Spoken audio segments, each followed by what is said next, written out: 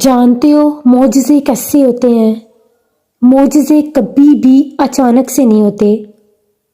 معجزوں کے لیے تمہیں آزمائشوں سے گزارا جاتا ہے، اور پھر وہ آزمائشیں ہی تمہیں ان حیرت انگیز مقامات تک لے جاتی ہیں۔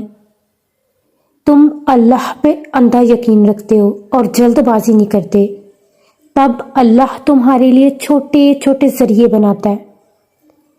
پھر وہ چھوٹے چھوٹے ذریعے تمہیں تمہاری دعاؤں کی قبولیت تک لے جاتے ہیں۔ معجزے ہمیشہ صبر کے بعد ہوتے ہیں۔ جب ہمیں نظر آتا ہے کہ کچھ بھی ہمارے حق میں نہیں ہے، تب اللہ ہمارے لیے راستے بنا رہا ہوتا ہے۔ ہم صرف وہی دیکھ سکتے ہیں جو ظاہر ہو، مگر اللہ تو وہ چیزیں بھی دیکھتا ہے جو ہم نہیں دیکھ سکتے۔ وہ تو ماضی، حال، مستقبل سب کا رب ہے۔ تو کیسے سوچ لیا تم نے کہ تم اپنا درد اسے بتاؤ گے اور وہ تمہاری مدد نہیں کرے گا؟